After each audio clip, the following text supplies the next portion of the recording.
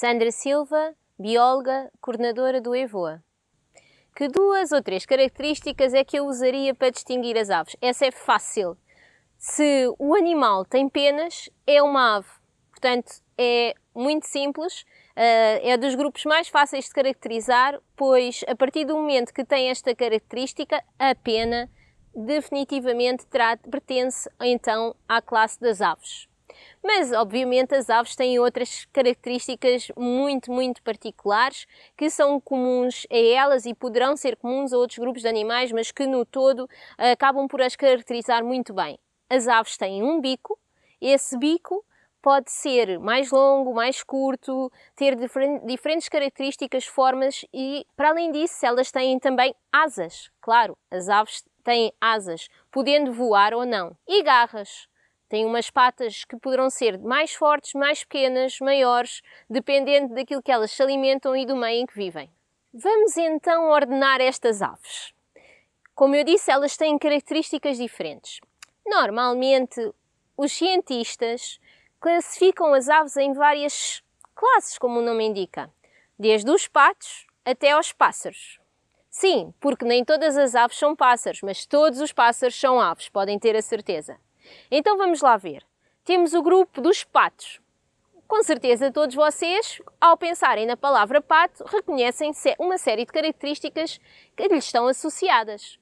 Normalmente têm um bico bastante achatado e são muito fáceis de ver em que tipo de habitats? Aquáticos, obviamente. Mas segue-se um outro grupo de aves também ligadas à água, como as galinhas d'água, os camões, entre outras. Temos também, depois em seguida, o famoso grupo das aves de rapina. Mais uma vez, neste caso, com um bico em forma de gancho e umas garras bastante fortes para conseguir agarrar as suas presas. Estas aves são vistas nos diversos habitats possíveis, algumas mais especialistas em meios aquáticos, outras em montanhosos, e as suas asas vão variar a dimensão de acordo com a forma como voam, pois algumas destas águias são planadoras e outras movem-se mais vezes. Seguindo aqui na ordem das classes das aves, ainda temos mais um grupo que é bastante numeroso, as limícolas. Este grupo tem um nome mais peculiar. Vem da palavra limo ou lama. Estas são as aves que podem ter um bico mais curto, mais longo, patas maiores e mais pequenas, o que faz com que elas consigam se alimentar em vários níveis de água e em várias profundidades do lodo, e assim reduzir a sua competição entre as espécies, o que faz com que várias espécies consigam estar no mesmo habitat sem competirem entre elas.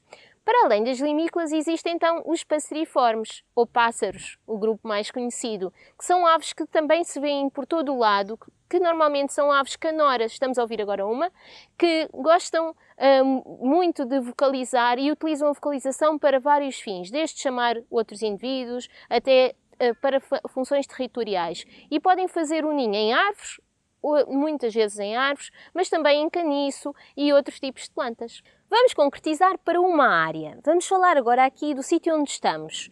O EVOA, um espaço de citação e observação de aves que fica na Lesíria Sul de Vila Franca de Xira, em plena reserva natural do estuário do Tejo. Estamos então numa zona úmida, ou seja, num habitat aquático. Que aves é que podemos encontrar aqui?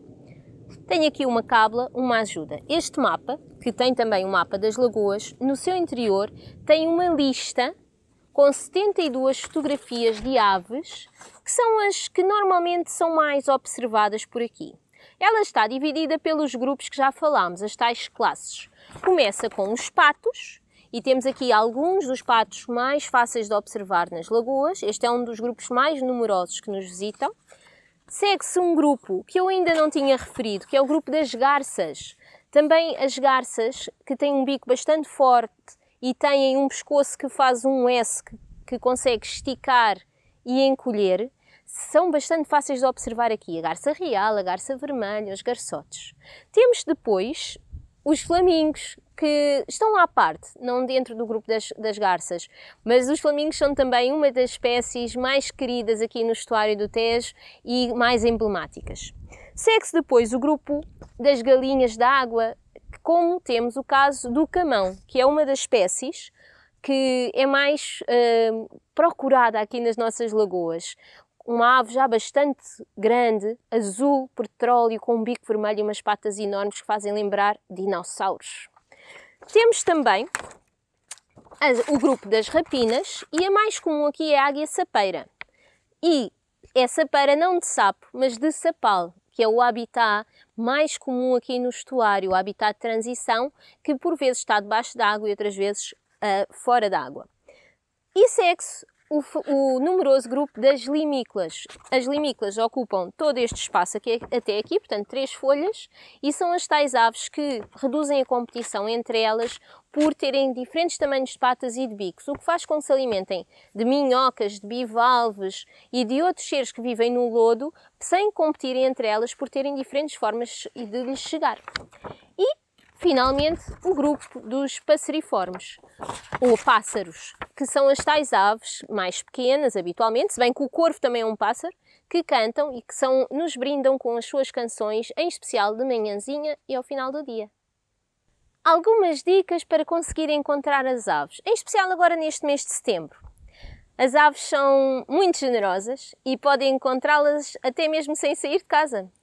Por isso, é uma questão de estar atento, um par de binóculos certamente poderá ser muito útil.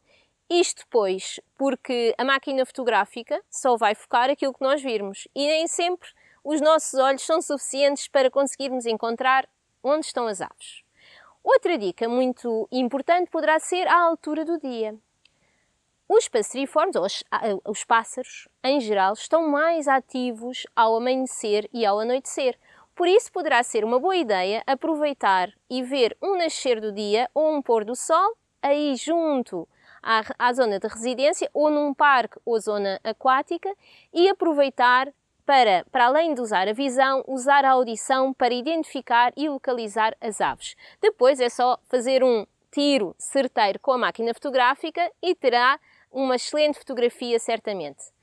Outras dicas que podemos usar vão variar de acordo com as aves que pretendem fotografar, pois, por exemplo, as cegonhas, que são bastante frequentes em setembro, estão a começar a ter um comportamento mais de grupo, são mais fáceis de observar num outro momento do dia, desta vez no momento de maior calor.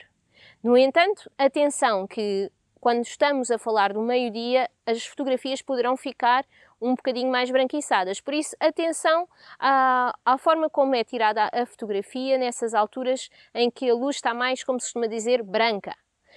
Outras dicas que podemos usar poderá ser aproximar-se dos locais como lagoas e lagos, onde poderão estar as aves de uma forma o mais silenciosa possível.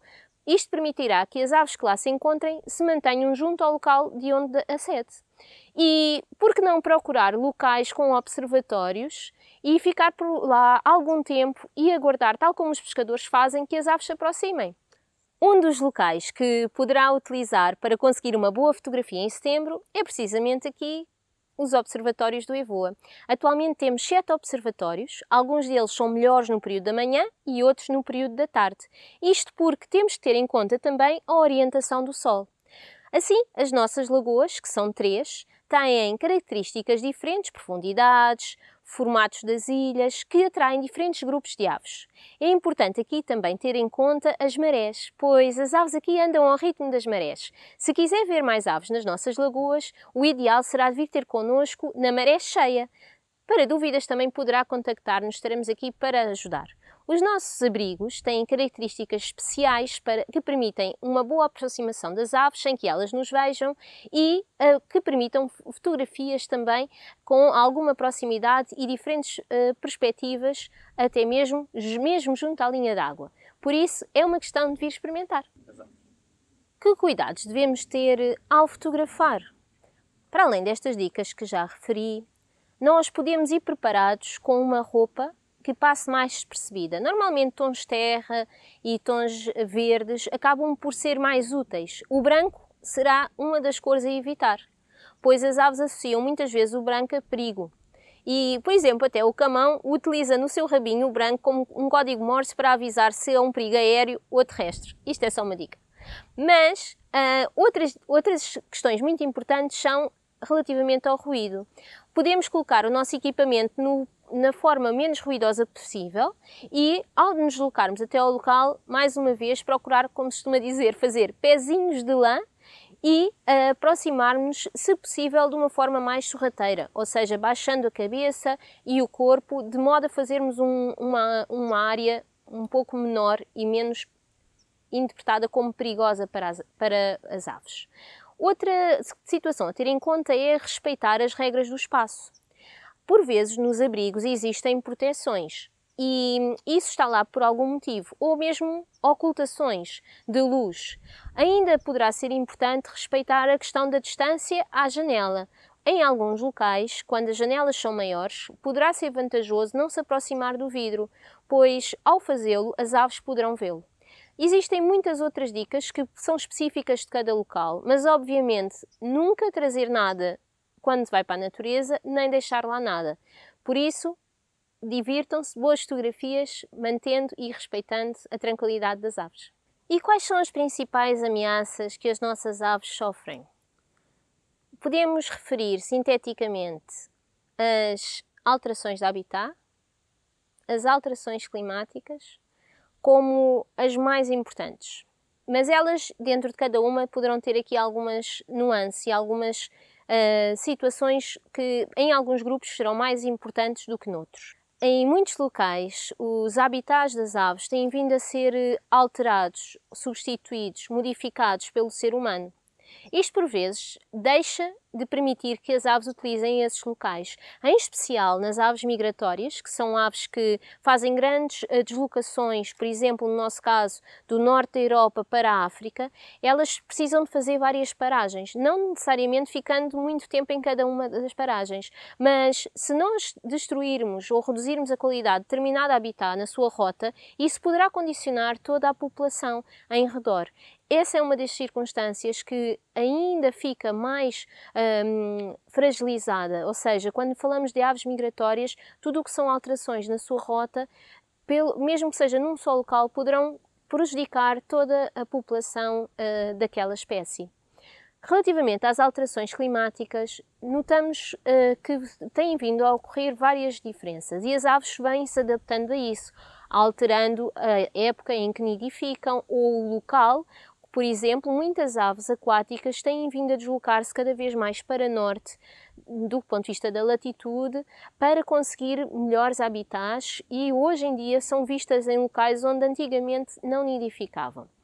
Outra forma que elas têm de se adaptar é por começar a procurar habitats alternativos, mas isto poderá trazer mais uma vez consequências do ponto de vista dos habitats mais e menos favoráveis para a espécie. Ainda relativamente às alterações climáticas, as ondas de calor, a subida do nível médio do mar, poderão trazer mais doenças para além de redução do habitat. Aqui vamos falar do caso do estuário do Tejo.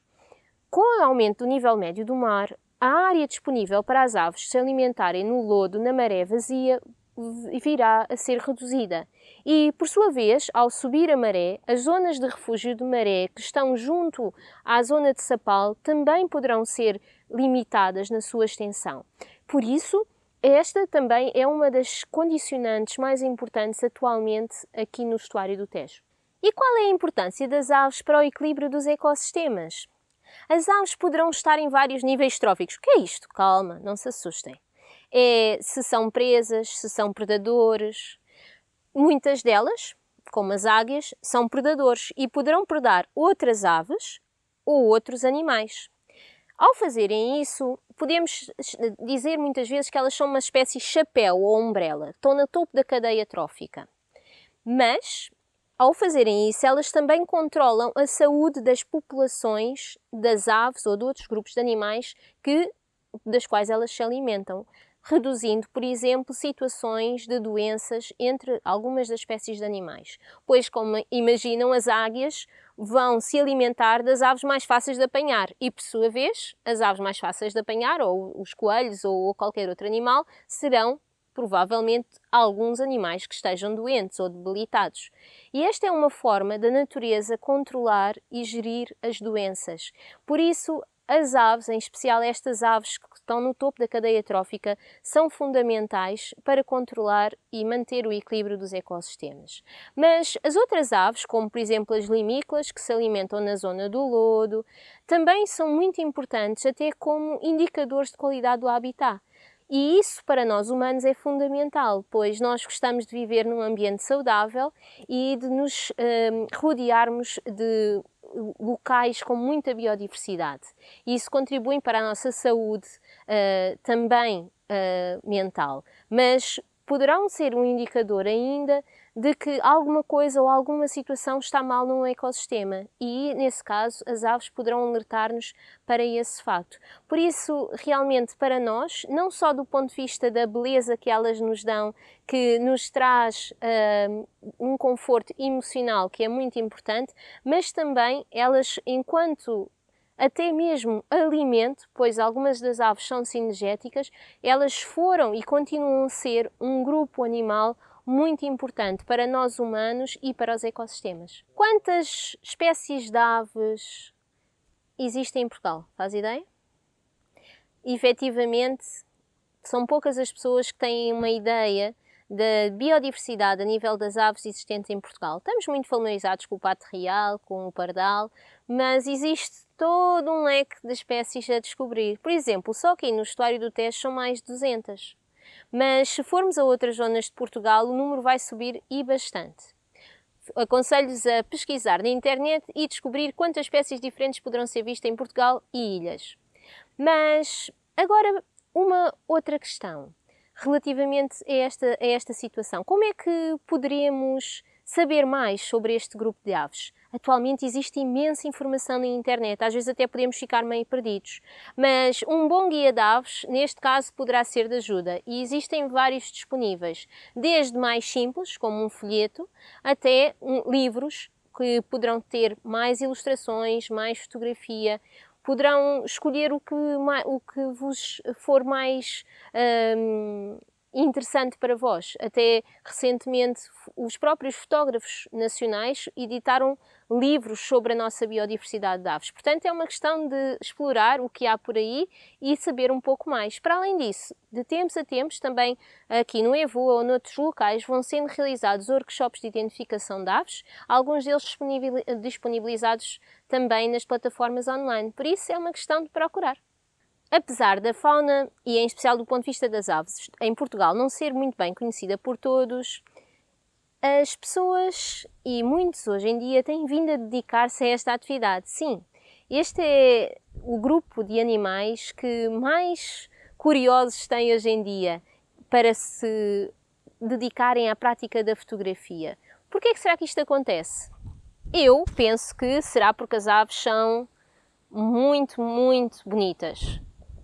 São um grupo que tem muita diversidade, muita cor, muitas formas e, por outro lado, são dos grupos mais fáceis de observar. A verdade é que elas são bastante amigas, entre aspas, no sentido que muitas delas se aproximam, são visíveis em vários locais, desde a cidade até à montanha, e por isso existem várias ocasiões, várias oportunidades para as fotografar, quer de um ponto de vista mais lúdico até um ponto de vista mais profissional. Por isso, eu penso que, por estes motivos, o grupo das aves será dos que mais adeptos têm hoje em dia. E para se juntar, basta ter um equipamento fotográfico. Se tens entre 18 e 25 anos, tens um mundo à tua frente e muitas oportunidades para conhecer melhor este grupo animal e ajudar da melhor forma. Atualmente existem imensas instituições que se dedicam não só ao estudo deste grupo de aves, mas também à conservação. Por isso, podes aproveitar várias oportunidades de voluntariado, desde a anilhagem científica de aves, que pode ser uma forma de te iniciares e de compreenderes melhor este mundo, ao mesmo tempo que ajudas na compreensão do que são as migrações da espécie, até ações que ajudam a melhorar os habitats em que elas se encontram. Mas podes começar por casa, por exemplo. Por que não te dedicares a fazer um comodouro ou uma caixaninha e colocares ou no teu quintal ou mesmo na varanda? Uma medida simples como esta poderá ser um bom início para protegeres estas espécies maravilhosas.